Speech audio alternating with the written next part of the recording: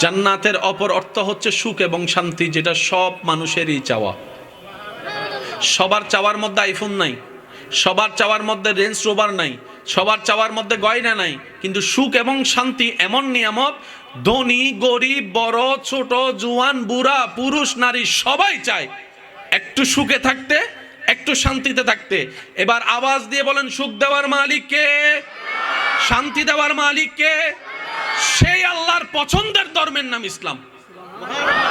এবার আল্লাহ পাক বলছে, যদি তোমরা ইসলামকে ভিতরে ধারণ করো, লালন করো, পালন করো, আমি আল্লাহ ইসলামের প্রত্যেকটা বিষয়ে তোমাদের জীবন সম্পর্কিত প্রত্যেকটা বিষয়ের সিস্টেম আমি আল্লাহ ইসলামে জানিয়ে দিয়েছি নবী রাহমাতুল লিল আলামিনের মাধ্যমে। বলেন না সুবহানাল্লাহ। একটা মানুষের সারাদিনে পানি তো খাওয়া লাগবে। আল্লাহ পাক বলে, পানি খাওয়ার সিস্টেম তোমার কিভাবে খেলে শরীরের জন্য ভালো হবে, তৃষ্ণাও নিবারণ হবে, তোমার শরীরের জন্য উপকার হবে। আমি আল্লাহ নবী রাহমাতুল লিল আলামিনের মাধ্যমে পানি খাওয়ার সিস্টেমটা তোমাদেরকে শিখিয়ে দিয়েছি। বলেন সুবহানাল্লাহ। সারাদিন কাজ করে রাত্রে ক্লান্ত শরীরে একটু তো ঘুমের দরকার। ঘুমের যে স্টাইলে ঘুমাইলে তোমার শরীর উপকার হবে, ব্রেন ভালো থাকবে, তোমার হার্ট ভালো থাকবে, আমি আল্লাহ নবী রাহমাতুল লিল আলামিনের মাধ্যমে ঘুমের সিস্টেমটা পর্যন্ত শিখিয়ে দিয়েছি। সুবহানাল্লাহ। একটা মানুষের যা দরকার কল্যাণকর প্রত্যেকটা কিছুর উত্তর ইসলামে শিখি নাই দোষ, জানার চেষ্টা করি নাই দোষ। নামাজ ভুল হলে কি হবে, রোজা ভুল হলে কি হবে, রোজা ভাঙার কারণ মোটামুটি কম বেশি সবাই আলেম উলামার থেকে জানার চেষ্টা করেছি। কিন্তু বিয়ের আগে কখনো কোনো স্বামী জানতে চাই নাই স্বামীর হক কি, স্ত্রী জানার চেষ্টা করি নাই স্ত্রীর হক কি। যার কারণে স্বামী স্ত্রীর অভাব নাই, কিন্তু দিন দিন ডিভোর্স বাড়তেই আছে, বাড়তেই আছে, বাড়তেই আছে। স্বামী জানে না বউ কাকে বলে, বউ জানে না স্বামী কাকে বলে। বেশিরভাগ মানুষ মনে করে তিনটা কবুল বললাম বাস হয়ে গেছে জামাই বউ। এটা আওয়াজ দেন না রে ভাই। অথচ এখানেও পার্টিকুলারলি ভাবে আল্লাহ তাআলা স্বামীর দায়িত্ব আলাদা করে দিয়েছেন, স্ত্রীদের দায়িত্ব আলাদা করে দিয়েছেন। কথা বলেন ঠিক কিনা? তাহলে ইসলাম কাদের দরকার? যাদের ভিতরে শান্তির দরকার তাদের ইসলাম দরকার। সুবহানাল্লাহ বলা যাবে? যাদের ভিতরে কিসের দরকার? শান্তির দরকার, তাদেরই ইসলাম দরকার। বলেন না সুবহানাল্লাহ। আল্লাহ তাআলা বলছেন, ওয়া আতমামতু আলাইকুম নিয়ামাতি। আমি আল্লাহর নিয়ামত ছাড়া, রহমত ছাড়া তোরা কেউ ভালো থাকতে পারবি না। আর আমি আল্লাহ ইসলামকে এমনভাবে সাজিয়ে দিয়েছি, ইসলামের সমস্ত নিয়মকে মাঝখানে রেখে আমি আল্লাহর নিয়ামত ইসলামের চতুর্পাশে আমি আল্লাহ দান করে দিয়েছি। আপনি শুনলে অবাক হবেন, ইসলামিক নিয়মে পানি পান করলে তৃষ্ণাও মিটে, শরীরের উপকারও হয়। সুবহানাল্লাহ। আমার কথা কি আপনারা কষ্ট নিচ্ছেন? বুঝতে কোনো কষ্ট হচ্ছে? আমি ভালোবাসা দিয়ে বলার চেষ্টা করছি, আপনারাও আশা করব যে ভালোবাসার সাথে নেওয়ার চেষ্টা করবেন। আপনাদের কি মনে হয় এইসব বিষয় আসলে জানার বোঝার দরকার আছে? দিন দিন আমাদের ইসলামকে খুব মিসইউজ করা হচ্ছে। এই যে নতুন জেনারেশনের কাছে ইসলামটাকে কেমন জানি একটা খেলনার পুতুল বানিয়ে দেওয়া হচ্ছে, একটা মহল। যার কারণে পরবর্তী প্রজন্ম, আপনি তো করে গেলেন কিন্তু ভিডিও তো থেকে গেল, পরবর্তী প্রজন্ম আপনার নাতি নাতির ঘরের প্রতিরা কি ইসলামে থাকবে কিনা সে প্রশ্নটা একবার নিজেকে করতে হবে। তো একটু জোরে বলেন না। আপনি কামাচ্ছেন আজকে, নিজের শরীরের ঘাম জড়াচ্ছেন কেন? ছেলে মেয়ে নাতিরা যেন মোটামুটি একটা, আপনি বড় হয়েছেন ভাঙ্গা ঘরে কিংবা মাটির ঘরে, আপনার চাওয়া হচ্ছে আমার ছেলে মেয়েরা নাতিরা যেন চারতলা বিল্ডিং এ থাকতে পারে, যে কষ্ট আমি পেয়েছি তারা যেন না পাই, এটাই তো চাওয়া। একজন বাবা হিসেবে, দাদা হিসেবে এই চাওয়া যেরকম আপনার অধিকার, একজন মুসলমান হিসেবেও আপনার একটা কর্তব্য আছে, আপনার পরবর্তী প্রজন্মরা সেই ইসলামটা পাচ্ছে কিনা সেটা ইনশিওর করা। যেমন ইসলামের কিছু বেসিক জ্ঞান আছে। প্রধান ফেরেশতা কয়জন, ওনাদের নাম কি, বিভিন্ন প্রশ্ন আছে না? আপনি খেয়াল করে দেখবেন আপনার আশেপাশে অনেকেই বেসিক জ্ঞানটাও শিখে নেয়। অনেকে আবু বকর সিদ্দিকের নামও জানে না, কারণ ওই পরিবার থেকে সেই জিনিসটা তো শেখানো হয় নাই, যেটা আপনারা ছোটবেলায় আপনাদেরকে মা বাবা শিখিয়েছেন। একটু বলেন না ভাইয়া। এই সমস্ত জায়গায় আমাদেরকে একটু সতর্ক হওয়ার দরকার আছে না নাই? আপনাদের কি মনে হয়? আপনাদের জ্ঞান বিবেকে কি মনে হয় সতর্ক হওয়ার দরকার আছে না নাই? জানার দরকার আছে না নাই? আল্লাহ তাআলা আমাদেরকে বুঝার তৌফিক দান করুক। চিৎকার দিয়ে বলেন আমিন। এই আল্লাহ ইসলাম দিয়েছেন পৃথিবীতে মানুষের জন্য। এই ইসলামের প্রচার করার জন্য যাদেরকে দায়িত্ব দিয়েছেন প্রধানত ওনারা দুই গ্রুপ, একটা হচ্ছে নবী, একটা হচ্ছে রাসূল। সুবহানাল্লাহ বলি। মনে রাখবেন, জেনে রাখবেন, ইসলাম ধর্ম নতুন নয়। আদম নবী থেকে শুরু হওয়ার ধর্মের নামই ইসলাম। না সুবহানাল্লাহ গরজায় হন, একবার আরেকখান আস্তে করে হন। আদম নবী থেকে শুরু হওয়ার ধর্মের নাম কি? সবাই বলতে হবে, ধর্মের নাম কি? আমাদের ধর্মের ইসলামের মধ্যে লা ইলাহা ইল্লাল্লাহ আছে না নাই? প্রত্যেকটা নবীর কালিমার মধ্যে দেখবেন আপনি লা ইলাহা ইল্লাল্লাহ খুঁজে পাবেন। বেস এক, রং ভিন্ন। কোন জায়গায় ইসলাম মূসা নবীর মাধ্যমে প্রচার হয়েছে, কোন জায়গায় ইসলাম দাউদ নবীর নামে প্রচার হয়েছে, কোন জায়গায় ইসলাম ইউসুফ নবীর রঙে প্রকাশ হয়েছে, কোন জায়গায় ইসলাম হযরত ইসহাক নবীর চরিত্রে প্রমাণ হয়েছে, কোন জায়গায় ইসলাম আইয়ুব নবীর ধৈর্যের মাধ্যমে প্রমাণিত হয়েছে, কোন জায়গায় ইসলাম ঈসা নবীর মুজিজার মাধ্যমে প্রকাশিত হয়েছে, কোন জায়গায় ইসলাম নবী রাহমাতুল লিল আলামিনের শানে প্রচারিত হয়েছে। ধর্ম কয়টা? এই একটাই। কারণ আল্লাহ কয়জন? আল্লাহর পছন্দের ধর্ম। এবার নবী 1 লক্ষ 2 লক্ষ 40 লক্ষ যত লক্ষই নবী বলেন না কেন, প্রত্যেকটা নবী আল্লাহর প্রেরিত ধর্মেরই খেদমত করেছেন। আর সে ধর্মের নাম কি? সবাই গর্জন দিয়ে বলেন, সে ধর্মের নাম কি? তো নবীজি আসার পর চলে যাওয়ার একটা টাইম আছে না নাই?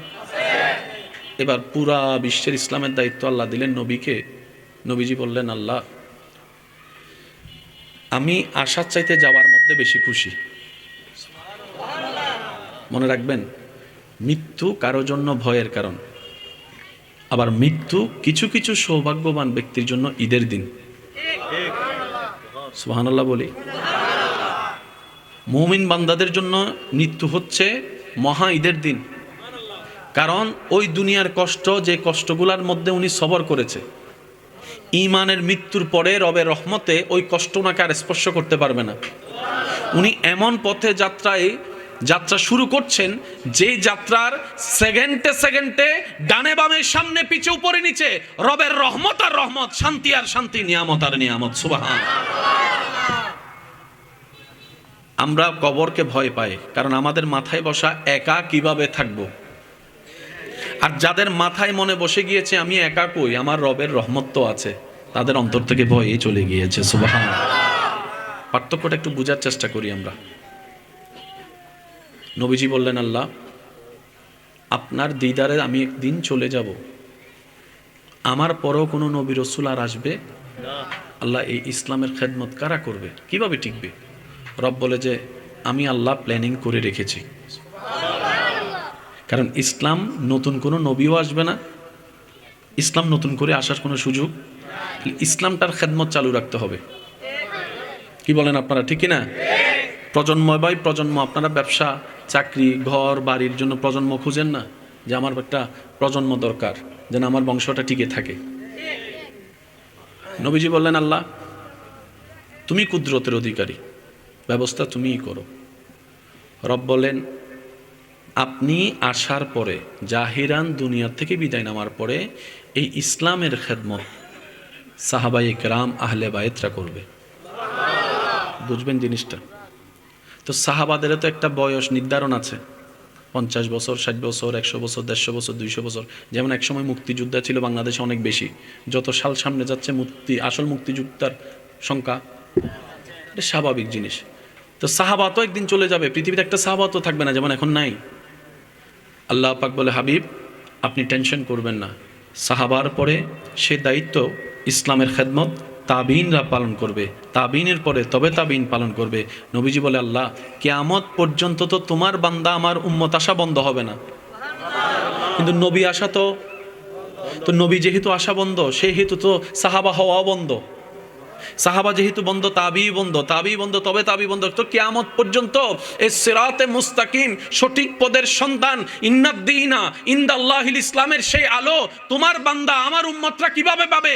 রব্বুল আলামিন বলে, আমি আল্লাহ সিস্টেম করে দিয়েছি কিয়ামত পর্যন্ত এই ইসলামের খেদমত করার জন্য। আমি আল্লাহর বান্দাদের পক্ষ থেকে একটা জায়গা, একটা কোটা আমি আল্লাহ সিলেক্ট করে দিয়েছি, যারা হবে আউলিয়ায়ে কেরাম, কিয়ামত পর্যন্ত ইসলামের খেদমত করে যাবে। সুবহানাল্লাহ।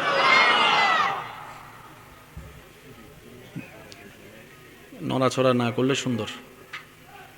কষ্ট হচ্ছে আপনাদের? এই সেটিং করছিলি কে? ইসলামের খেদমতের জন্য আল্লাহ একটা দল বাছাই করেছেন, ওনারা হচ্ছেন ওলি আল্লাহ।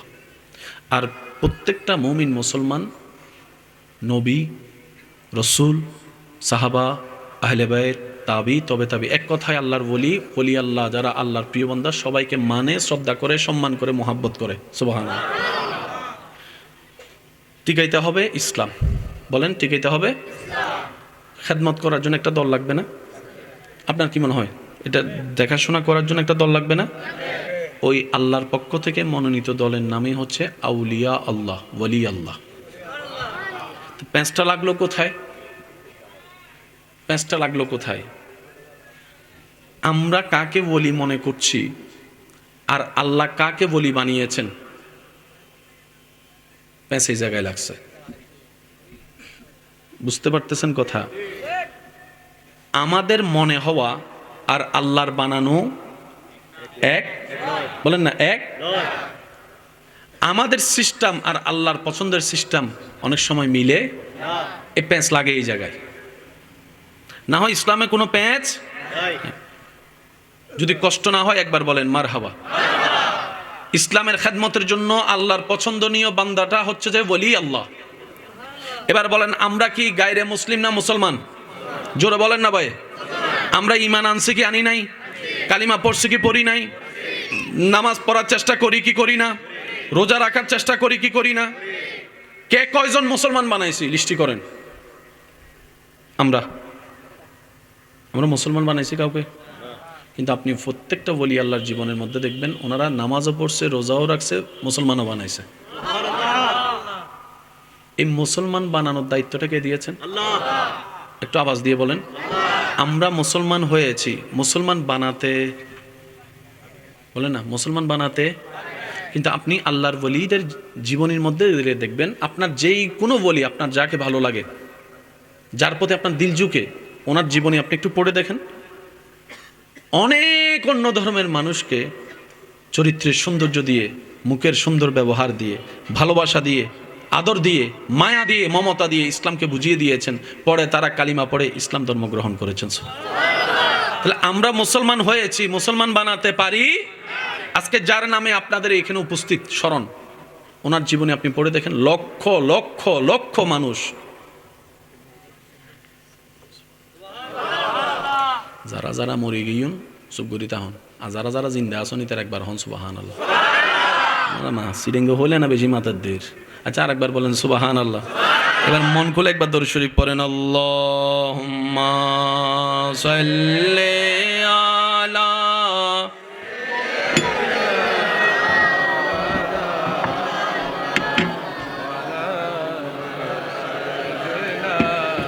মাওলানা মুহাম্মদ। আল্লাহুম্মা সাল্লি আলা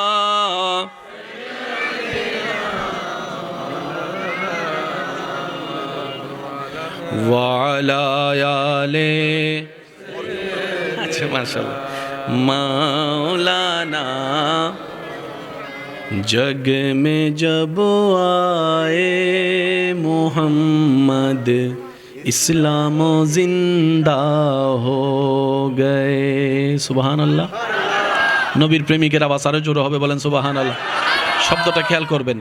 জগ মে জব আয়ে মোহাম্মদ इस्लाम जिंदा हो गए।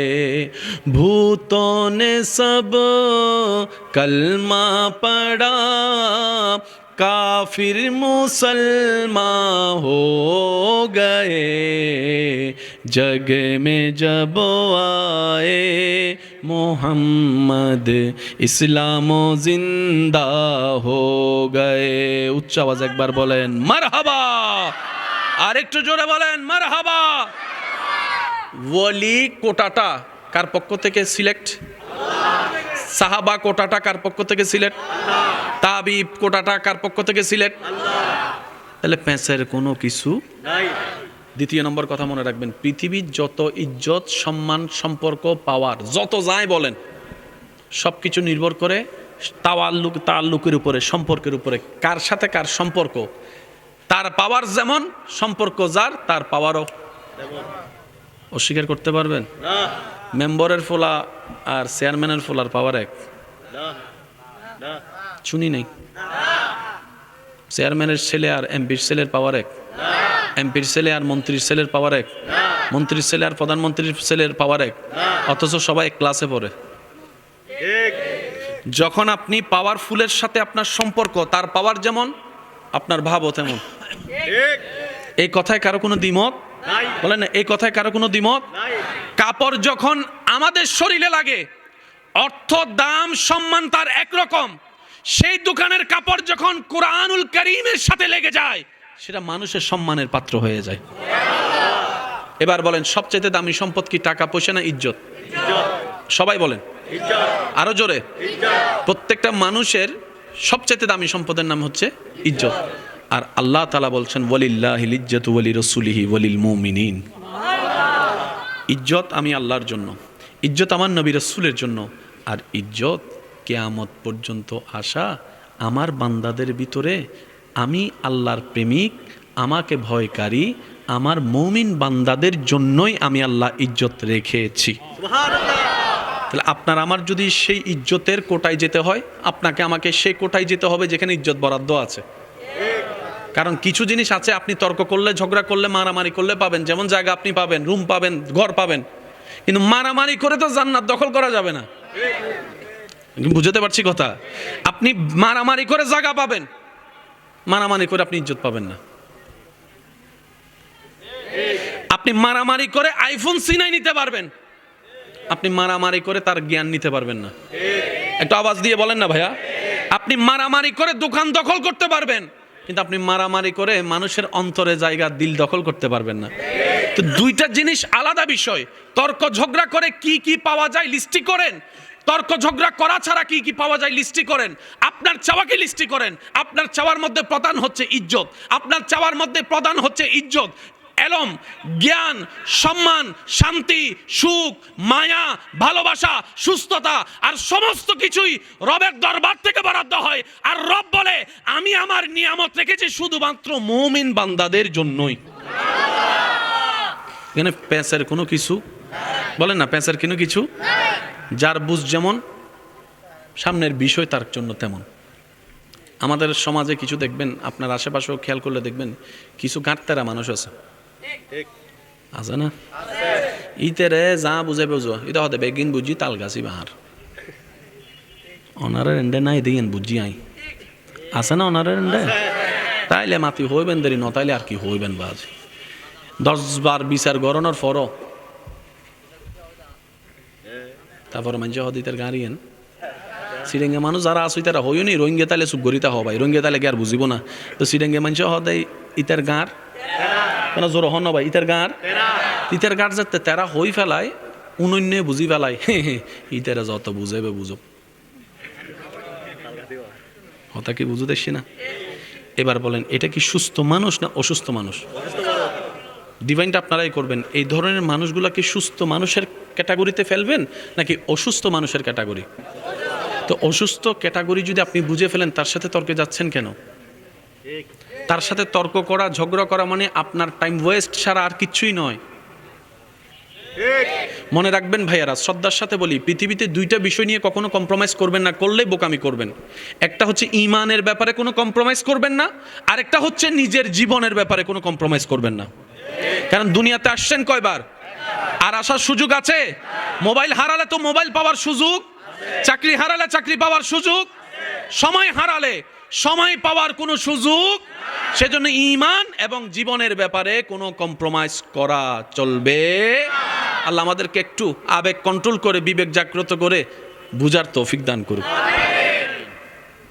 কষ্ট দিচ্ছি না তো আমি আপনাদেরকে? না, তাহলে বলি আল্লাহ কোটাটা কার সিলেক্ট করছেন? আল্লাহ। আসেন, এই যে ঘর ঘর ঘর, টিনের ঘর, মাটির ঘর, একতলা ঘর, 4 তলা ঘর, 20 তলা ঘর, বুরুজ খলিফা ঘর, হোয়াইট হাউস ঘর, সবগুলোই ঘর। মসজিদও ঘর। শব্দটা বুঝবেন, ঘর ঘর ঘর ঘর, অমুকের ঘর, অমুকের ঘর, অমুকের ঘর, অমুকের ঘর, অমুকের ঘর, অমুকের ঘর, অমুকের ঘর, আল্লাহর ঘর। যখনই আপনি ঘরের সাথে আল্লাহ শব্দটা লাগাই দিবেন, আল্লাহর ঘর, সাথে সাথে সেটার সম্মান, সুবহানাল্লাহ শুনি নাই, সাথে সাথে এটার প্রতি ভালোবাসা, সাথে সাথে এটার প্রতি মায়া, সাথে সাথে এটার প্রতি সম্মান, কারণ সেই ঘরটা তার, যার কাছ থেকে সম্মান আসে। এবার বলেন আল্লাহর ঘর, বলেন না আল্লাহর, আল্লাহর। এবার সমস্ত কিছুর মূলে কে? আল্লাহ সব কিছুর মূল। ঘরটা যখন আল্লাহ বলে যে আমার, তাজিম, সম্মান, প্রেম, ভালোবাসা, মহব্বত বেড়ে গিয়েছে। কোরআনের চাইতে দামি কোনো কিতাব আজকে যদি আল্লাহ কোনোভাবে বুঝার জন্য বলছে, আল্লাহ যদি কোনোভাবে বলে এই বান্দা আজকে থেকে কোরআন এটা আমার নয়, একজন মানুষও এই কোরআনকে বুকে আর লাগাবে না।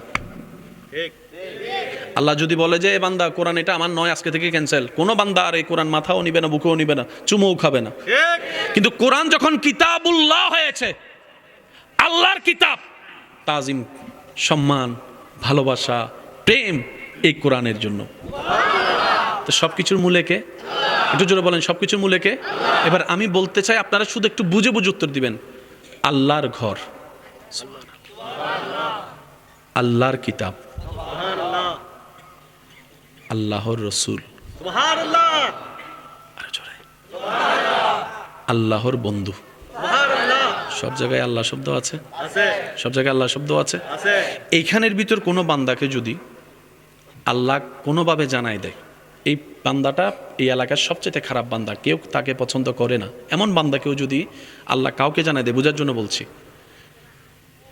এই দুনিয়াবাসী এই বান্দাটা আমি আল্লাহর পছন্দ হয়েছে, যদি আল্লাহ বলে ওই দিন থেকে আপনার আমার উপর দায়িত্ব, ওয়াজিব ওই বান্দাকে সম্মান করা, ভালোবাসা, মহব্বত করা। তখন প্রশ্ন এটা করলে হবে না ও কেমন, কেমন আর কেমন নাই, কারণ যিনি অতীত পাল্টাই দিতে পারে, সমস্ত গুনাহ মুছে দিতে পারে, ওই আল্লাহ যিনি দিনকে রাত, রাতকে দিন, সেকেন্ডে কল্পনার আগে বানাই দিতে পারে, ওই আল্লাহ যাকে নিজের বলে নাই, সমস্ত সৃষ্টি তাকে সম্মান মহব্বত করতে বাধ্য হয়ে যায়। মূলত সম্মানটা কি ব্যক্তির নাকি আল্লাহর জন্য? আল্লাহ যাকে পছন্দ করেছেন, বাস আর কিছু দেখার দরকার। ওই দলটার নামই হচ্ছে ওলি আল্লাহ, আল্লাহর বন্ধু। একটু জোরে বলি সূরা ইউনূস, একটু মনোযোগ লাগবে সবার। সূরা বলেন না, সূরা ইউনূস 10 নম্বর সূরার 62 নম্বর আয়াত আমাদের সবার জানা আছে। বিসমিল্লাহির রহমানির রহিম। আলা ইন্না আউলিয়া আল্লাহি লা খাউফুন আলাইহিম ওয়ালা হুম ইয়াহজানুন। বলি সুবহানাল্লাহ। সূরা নাম্বার কত? 10। সূরা নাম্বার, সূরার নাম সূরা ইউনূস, সূরা ইউনূস, আয়াত নম্বর 62।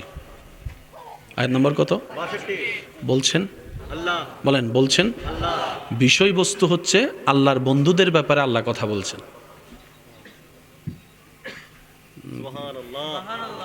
আপনাদের কি আসলে মনোযোগ আছে? থাকলে উত্তর দেন, নাকি আমি শেষ করে দিব? 2 মিনিট আগে শেষ করে লাল বালা হুজুর দিয়ে যাইব। বলছেন কে? আল্লাহ। আল্লাহ নিজে বলছেন আল্লাহর কিতাবে, বিষয়বস্তু হচ্ছে আল্লাহর বন্ধুদের ব্যাপারে। আল্লাহ নিজের বন্ধুর ব্যাপারে নিজে বলছেন শ্রেষ্ঠ কিতাব কোরআনে। কাদেরকে? আমাদেরকে। বলেন কাদেরকে? বলছেন কে? আল্লাহ। কোথায়? কোরআনে। কোথায়?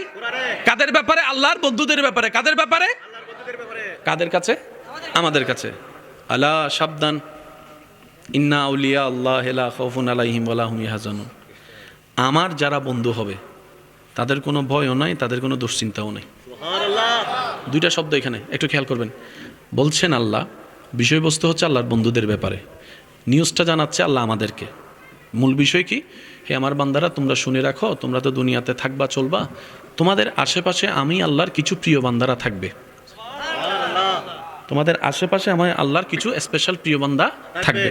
জেনে রাখো তাদের কোনো ভয়ও নাই, যেমন ভয় তোমাদের আছে। তাদের কোনো দুশ্চিন্তা নাই, যেরকম দুশ্চিন্তা তোমাদের থাকে। কারণ আমি আল্লাহ তাদেরকে ভয় মুক্ত করে দিয়েছি, টেনশন মুক্ত করে দিয়েছি। সেজন্য কারবালার ময়দানে মিস্টার ইয়েজিদ সমস্ত পাওয়ার থাকার পরও যেই পরিমাণ হাইপার টেনশনে ছিল, তার 1000 ভাগের 1 কোণার 1 ভাগও টেনশন কারবালার ময়দানে 1000 তীরের সামনে থেকে ইমাম হুসাইনের চেহারায় দেখা যায় নাই। সুবহানাল্লাহ। নারে তাকবীর, নারে রিসালাত, নারে গাউসিয়া, উরসে খাজা গরিবে নওয়াজ। বলেন না সুবহানাল্লাহ। ইমাম হোসেনের কোনো টেনশন বলেন না ছিল? হযরত ইব্রাহিম আলাইহিস সালামের আগে আগুনের সামনে দাঁড় করে রাখছে, কোনো টেনশন ছিল মনে হয় না? টেনশন লাগার যে জায়গাটা, সেই জায়গায় আল্লাহ রহমত দিয়ে আমি শুনি নাই। সুবহানাল্লাহ। আর একটু জোরে বলেন, আর একটু জোরে বলেন। আল্লাহ নিজের বন্ধুদের ব্যাপারে আমাদেরকে জানাই দিলেন, বান্দারা এতটুকু জানো, ওনাদের কোনো ভয়ও নাই, ওনাদের কোনো টেনশন। এবার আমরা প্রশ্ন করলাম, আল্লাহ যাদের কথা আপনি বলছেন ওনারা কারা? আমি চিনব কিভাবে? কপালে কি লেখা থাকবে? রব বলে যে না। আল্লাহ ওনাদের কি কোনো ভোটার আইডি কার্ড থাকবে, স্পেশাল কোনো ভোটার আইডি কার্ড থাকবে যেটা দেখলে আইডি কার্ডের মতো আমরা চিনতে পারবো? রব বলে যে না। তাহলে আমরা এতগুলো মানুষের ভিতরে আমরা চিনব কিভাবে? আমরা তো সবসময় ভালো খুঁজতে গিয়ে 2 নম্বরটাই বেশি নিই। একটু জোরে বলেন না। জীবনের একজন ভালো বন্ধু খুঁজতে গিয়ে সবসময় বাটপাতদের পাল্লায় পড়ছি, 1 নম্বর বিষয় নিতে গিয়ে 3 নম্বর বিষয়ে পড়ছি। আল্লাহ আমরা ভালো চিনি কম, খারাপ চিনি বেশি। একটু জোরে বলেন না। আমরা ভালো চিনি কম, খারাপ চিনি। আল্লাহ আমরা তোমার বন্ধুদেরকে চিনব কিভাবে? রব্বুল আলামিন বলছেন সূরা ইউনূসের 63 নম্বর আয়াতে, আল্লাযীনা আমানু ওয়া কানু ইয়াত্তাকুন। আমার যারা বন্ধু হবে তারা ঈমানে, বিশ্বাসে, দৃঢ়তায় তোমাদের চাইতে অনেক গুণ বেশি পাক্কা হবে, শক্ত হবে। আমি রবের উপর তাওয়াক্কুল প্রত্যেকটা সিচুয়েশনে এমন ভাবে করবে যে তাদেরকে তোমরা ভেঙে দিল, তাদেরকে কখনো ভাঙতে দেখবে না, যেমন ইমাম হোসেনকে কারবালার ময়দানে দেখেছো। বলেন সুবহানাল্লাহ। নারে তাকবীর, আল্লাহু আকবার, নারে রিসালাত, নারে গাউসিয়া, ইমামে আহলে সুন্নাহ। উচ্চ আওয়াজ একবার বলেন মারহাবা। আমার বন্ধুদের নিদর্শন পাক্কা হবে, কি হবে? অর্থাৎ তোমরা যেখানে কথায় কথায় ভেঙে যাও, ওনারা ভাঙবে না। তোমরা তেলাফোকা দেখলো লাভ মারো, শুনি নাই। তোমরা তেলাফোকা দেখলো লাভ মারো, সাপ স্বপ্ন দেখলে রাতের ঘুম হারাম হয়ে যায়। আর আমার যারা হবে তাদেরকে আগুনের সামনে দিল, ওই ইব্রাহিম নবীকে যেরকম টেনশন ছাড়া দেখেছো, ওনাদেরকে তোমরা এইভাবেই দেখবা। 1000 বিরোধিতার মধ্যে তোমরা যেরকম হাইপার হয়ে যাও, চল গাছতলায় যায় খেলা হবে, ওনারা সে কাজটা করবে না। ওনারা আমি আল্লাহর পক্ষ থেকে রায় আসা পর্যন্ত সবর করবে, সবর করবে, সবর করবে, হাসি মুখে শুকরিয়ার সাথে। তোমরা যেরকম আপনদের দেওয়া কষ্টে ভেঙ্গে পড়ো, চোখের পানি ফেলো, মেজাজ গরম করো, আমার যারা হবে তাদেরকে তেমন দেখবে না। ইউসুফ নবীর মতো তাদেরকে স্থিরভাবে খুঁজে পাবা। তোমরা যেরকম কষ্টের মধ্যে বেশি বেশি দুশ্চিন্তায় পড়ে যাও, আমারগুলাকে সেভাবে দেখবে না। নবী আইয়ুবের মতো ধৈর্যের সাথে পাবা, সবরের সাথে পাবা, শুকরিয়ার সাথে পাবা, সন্তুষ্টির সাথে পারবা। সুবহানাল্লাহ। আল্লাহ একটা নিদর্শন তো বুঝলাম, আর একটা নিদর্শন কি? রব্বুল আলামিন বলছেন 63 নম্বর আয়াতে, ওয়া কানু ইয়াত্তাকুন। তারা 24 ঘন্টার প্রত্যেকটা মিনিট, প্রত্যেকটা সেকেন্ড আমি আল্লাহকে ভয় করবে, অর্থাৎ আমি আল্লাহ খুশি হই এমন কাজই করতে থাকবে। আমি আল্লাহ নারাজ হব এমন কাজ মন চাইলো শরীর দিয়ে কখনো করবে না। কয়টা শর্ত? যদি কষ্ট না হয় একটা আওয়াজ দেন। গুণ কয়টা? নিদর্শন কয়টা? আপনি আমি নিজের মন মতো কাজ করি কি করি না? সত্যি করে একটা কথা বলেন, 24 ঘন্টায় আমরা নিজের মন মতো কাজ করি কি করি না? এই 24 ঘন্টার মধ্যে আপনার আমার করা কাজের মধ্যে আমি আমারটা বলবো, আপনি আপনারটা ভেবে বলবেন। 24 ঘন্টা আমরা যা করি তার ভিতরে কি আল্লাহর পছন্দের কাজ বেশি নাকি শয়তানের পছন্দের কাজ বেশি আমাদের কাজের মধ্যে? একটু জোরে বলি।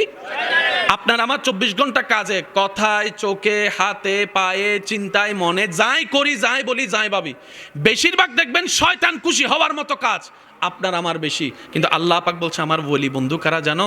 যারা 24টা ঘন্টায় শয়তানের একটা কথাও ধরবে না, একটা কথাও শুনবে না।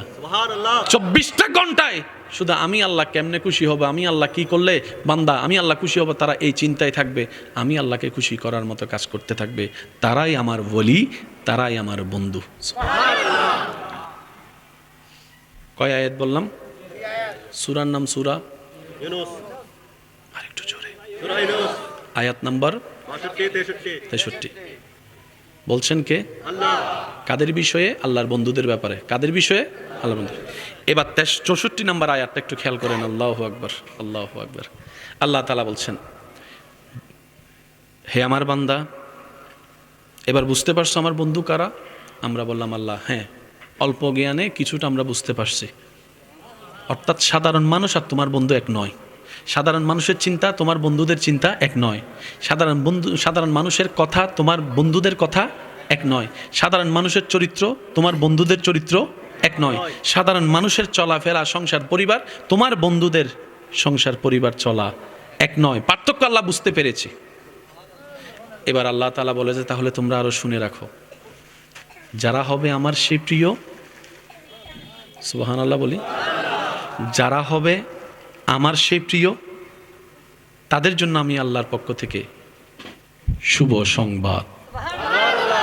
64 নম্বর আয়াতে আল্লাহ তাআলা বলছেন, লাহুমুল বুশরা, তাদের জন্য আমি স্রষ্টার পক্ষ থেকে আমি নিজেই শুভ সংবাদ দিয়ে দিলাম।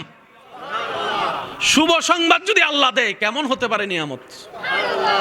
আমি তো শুভ সংবাদ আসলে বললে শুধু শুনলেই তো খুশি হয়ে যায়। তোর জন্য একটা গুড নিউজ আছে, বাস যতক্ষণ গুড নিউজ না শুনবো তারে জ্বালা জ্বালা ফালা ফালা করে ফেলি আমরা। আর এখানে শুভ সংবাদের গ্যারান্টি দিচ্ছেন কে? জোরে বলেন না কে? আল্লাহ বলছেন যারাই হবে আমার সেই কোটাই প্রিয় বান্দা, তাদের জন্য আমি রবের পক্ষ থেকে লাহুমুল বুশরা, লাহুমুল বুশরা, আমি রবের পক্ষ থেকে তাদের জন্য স্পেশাল শুভ সংবাদ। আল্লাহ কখনের জন্য? দুনিয়ার জন্য না আখিরাতের জন্য? আল্লাহ তাআলা বলছেন ফিল হায়াতিদ দুনিয়া ওয়া ফিল আখিরা, শুভ সংবাদ আমার পক্ষ থেকে তাদের জন্য, দুনিয়ার জন্য শুভ সংবাদ, আখিরাতের জন্য শুভ সংবাদ। আল্লাহ কি বলেছেন? শুভ সংবাদ। সবাই বলি, আরো জোরে বলি। আল্লাহ কিন্তু একবারও বলে নাই এটা দিব। সুবহানাল্লাহ একটু বলি। আল্লাহ পাক বলে নাই 10 কোটি টাকা দিব, কারণ 10 কোটির উপরে তো 20 কোটি আছে।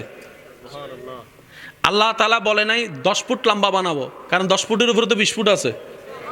আল্লাহ তাআলা এটা বলে নাই 1000 বছর হায়াত দিব, কারণ 1000 বছরের উপরে তো 1500 আছে। আল্লাহ কোন নিয়ামতকে নির্দিষ্ট ঘোষণা করেনি। আল্লাহ তাআলা বলছেন আমি রবের সৃষ্টিতে যত প্রকার শুভ সংবাদ আছে, সমস্ত শুভ সংবাদ ক্যাটাগরি ভিত্তিতে যাকে যেটা ইচ্ছা আমি আল্লাহ সেই নিয়ামতই দান করব। সুতরাং বান্দা তোমরা নির্দিষ্ট করতে যাইও না আমি আল্লাহ কি দিব, সেটা আমার এবং আমার প্রিয় বান্দাদের ব্যাপার। তোমরা সেখানে নাক গলাইতেও যাইও না, ব্রেন গলাইতেও যাইও না, কারণ তোমাদের নাকও গলে যাবে, ব্রেনও গলে যাবে, কুল কিনারা তোমরা খুঁজে পাবা। এবার চমৎকার অংশটা দেখেন, আল্লাহ তাআলা বলছেন বান্দা শুনছো আমি কি দিব তাদেরকে? আল্লাহ শুনছি। এবার আল্লাহ তাআলা বলে তাহলে এই কথাটাও শুনে রাখো, লা তাবদীলা লিকালিমাতিল্লাহ, মনে রাখবা আমি আল্লাহ যা বলছি তো বলে ফেলছি, এটা আর কখনো পাল্টাবে না। সুবহানাল্লাহ। এক কথায় বলেন আমি যা দিছি তো দিছি, আর নিব না। আমি যা দিছি তো দিছি, আর নিব না, বরং বাড়াই দিব যে লা ইন শাকারতুম লা আযীদান্নাকুম, বাড়াই দিব যে, কারণ আমি আল্লাহর ভান্ডারে কমতি বলে কোনো শব্দ, নিয়ামতের কোনো অভাব। সুতরাং মনে রাখবা আমি আমার বন্ধু যারা হবে তাদেরকে যা দিব শুধু দিব যে, লা তাবদীলা, কখনো পরিবর্তন হবে না। এবার শুনেন আল্লাহ তাআলা বলছেন বান্দারা শুনো, তোমরা তো কত কত সফলতা খুঁজো, এমএনএস যারা পায় তাদের সামনে গোল্ডেন এ প্লাস প্যানে ওয়ালারা বুক ফিলে দাঁড়ায়, বলে যে হ্যাঁ দেখছো আমি ফাঁস করে ফেলছি, সফল। 100 জন ইন্টারভিউ দিলে 2 জন চাকরি পাইলে তারাই সফলতার চুঙ্গায় পৌঁছায় যায়। কেউ বিদেশ গেলে সফল ভাবে, কেউ বিয়ে করলে সফল ভাবে, কেউ বাচ্চা হলে সফল ভাবে, এক একজন এক একভাবে সফল ভাবে, কিন্তু আসল সফলতা একটাও টিকে কারণ যে এসএসসিতে গোল্ডেন A+ পেয়ে সফলতার দাবি করে, সে যদি ইন্টারে গিয়ে A- পেয়ে যায়, তাহলে তো সফলতা শেষ। রব বলে যে আমি যেটা দিব সেটা শেষ হবে না। আমি যাকে যেটা দিব এটার মধ্যে শেষ বলতে কোনো শব্দ, ফিনিশ বলতে কোনো শব্দ, বেনিশ বলতে কোনো শব্দ, ডেস্ট্রয় বলতে কোনো শব্দ, সেটা যা দিয়েছি এটার উপরে বাড়বে যে কমবে না। এই আল্লাহ বলছেন জালিকা হুয়া ফৌজুল আযীম।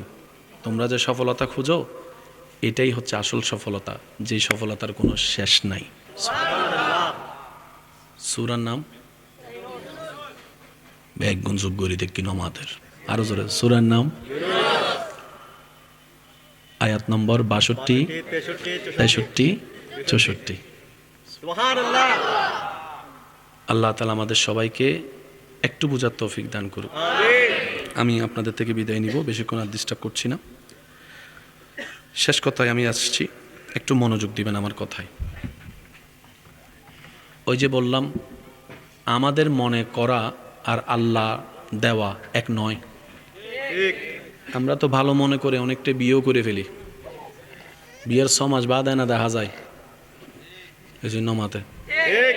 আরো জোরে হ না। বিয়ে করে দে মানুষ বন্দিতে বেললাই নাকি মুক্ত বেললাই, বিয়ে করি গেলে ডাইরেক্ট ফাঁদত ফরিয়ে জেলত বন্দিকে দিলেও আছে তো এই জন্য মাতে গরত তুন বাইরে হইতো হোম মিনিস্টারও সাইন লাগে। ঠিক। বুঝছো, হোম মিনিস্টার নো বুঝে ফেলান আর ভাইয়া, হোম মিনিস্টার রিউয়েরি হ্যাঁ, বাইরে তো সাইন লাগে, ঢুকতেও সাইন লাগে, দেরিকেও ইয়ে জবাব দিহি গরম করে। ঠিক। বুঝতে পারছি কথা।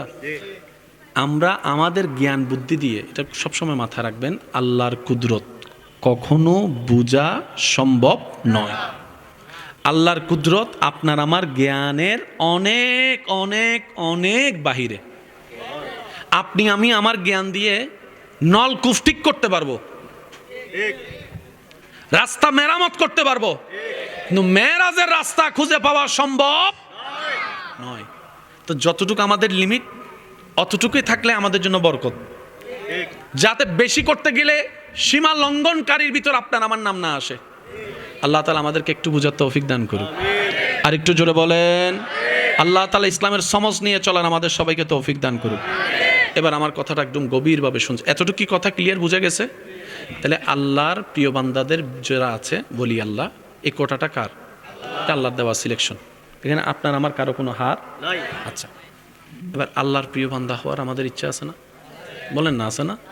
যতই গুনাহ করি আমরা স্বীকার করি আমাদের পাপের সীমাটা হয়তো সীমানাটাও পাড়িয়ে গিয়েছে, হতে পারে আমাদের পাপ রাশি পাহাড়কেও ছাড়িয়ে গিয়েছে, কিন্তু আমাদের মনে বড় আশা, মনের স্বপ্নটা বড়, আশাটা বড়, কারণ আমরা রহমান রহিমের বান্দা।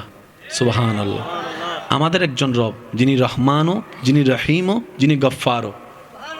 নিজের দিকে তাকালে বাঁচার কোনো আশা, নাই। যখন রবের রহমতের দিকে তাকায় তখন জান্নাতের সুঘ্রাণও পেয়ে যায়। অনেক সময় এরকমও হয়, আর কিছু বান্দা আছে স্বপ্নে কল্পনায় জান্নাতের ঘ্রাণ পর্যন্ত পেয়ে যায়। আমি না মাপ পাওয়ার যোগ্য নই, কিন্তু আমার রব চাইলে তো সেকেন্ডের আগেও মাফ করে দিতে পারে।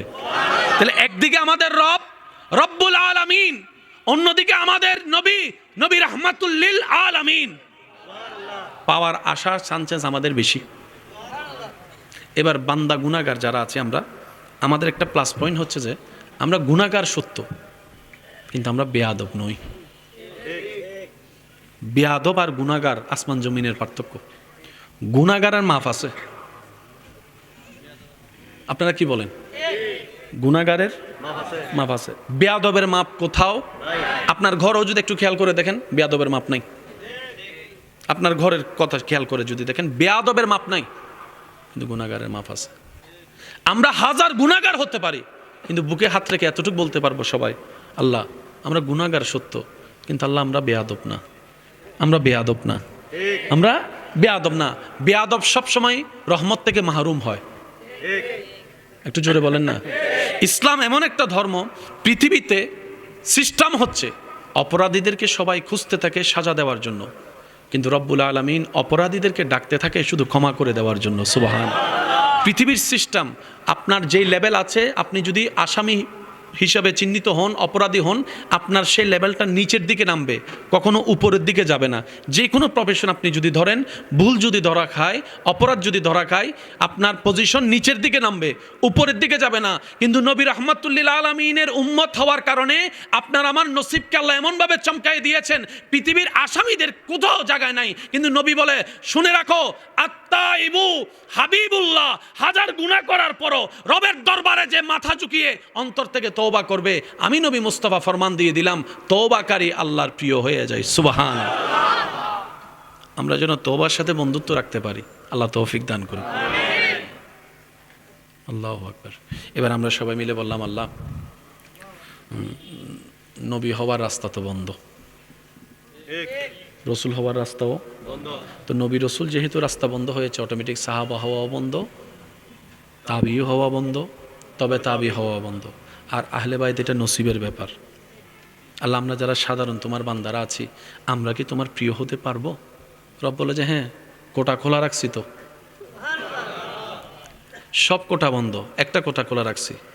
আল্লাহ পাক বলে যে আমার প্রিয় বান্দাদের র্যাঙ্কিং হচ্ছে নবী, রসুল, সাহাবা, আহলে বাইত, অনেক আছে, শর্ট টাইমে বলা।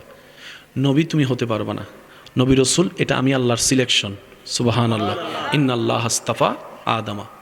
হে আমার বান্দা, নবী রসুল হওয়ার কোনো চান্সেস নাই, সাহাবা, তাবি, তবে তাবি হওয়ারও কোনো সুযোগ। কিন্তু কিয়ামত পর্যন্ত তোমাদের জন্য আমি আল্লাহ একটা স্পেশাল করে রাস্তা খোলা রেখেছি, সেটা হচ্ছে ওয়ালি আল্লাহ। সুবহানাল্লাহ। আর একটু জোরে বলি, সুবহানাল্লাহ। এই দরজাটা খোলা আছে, যে কেউ চাইলে এই দরজা দিয়ে আসতে পারবে। সুবহানাল্লাহ। এটা কারো জন্য খোলা, কারো জন্য বন্ধ তা নয়, ইমানদারদের জন্য খোলা, সবার জন্য। এই কোটায় দুইভাবে জায়গা পায়, কেউ চেষ্টা করে, পরিশ্রম করে আল্লাহকে মানিয়ে নিয়ে জায়গা পায়, আবার এমন এমন সৌভাগ্যবান বান্দা আছে যাদেরকে আল্লাহ নিজে থেকে কোটার মধ্যে দিয়ে দেয়। যেমন আমরা অনেক সময় বলি, মায়ের পেটের থেকে আল্লাহর ওলি হয়ে এসেছেন। পরিশ্রম কিন্তু উনি করেন নাই, রেয়াজত করেন নাই, সাধনা করেন নাই, এটা আল্লাহর মর্জি। আল্লাহ চাইলে আপনার পেট থেকে ওই রকম ওলি আল্লাহ বের করতে পারেন। একটু আওয়াজ দিয়ে বলেন, পারে কি পারে না? আল্লাহ চাইলে আপনার বংশের ভিতর থেকে আল্লাহর বন্ধু বের করতে পারেন। এটা আল্লাহ পাকের ইচ্ছা। এটা ভাগ্য গুণে, নসিব গুণে যারা পায়, যারা পেয়েছে, যারা পাবে। আর সবার জন্য নিয়ম হচ্ছে, ইসলামকে মানার মতো মানো, নবীর সুন্নতকে ধারণ করার মতো ধারণ করো, নবীকে জানের চাইতে বেশি ভালোবাসো, আল্লাহকে ভয় করো, নিজের জীবনের 24টা ঘন্টাকে শয়তান থেকে মুক্ত করে আল্লাহর রহমতের দিকে নিয়ে যাও, কলবের মধ্য থেকে শয়তানকে বের করে আল্লাহর রহমতকে ঢুকানোর ব্যবস্থা করো। সুবহানাল্লাহ। আল্লাহ তাআলা আমাদের সবাইকে বুঝার তৌফিক দান করুন। আজকের মাহফিলকে আল্লাহ কবুল আর মঞ্জুর করুন। যারা যেখান থেকে এসেছেন, সহযোগিতা করেছেন, আল্লাহ তাআলা প্রত্যেকজনের হাজিরাকে কবুল আর মঞ্জুর করুক। আমিন।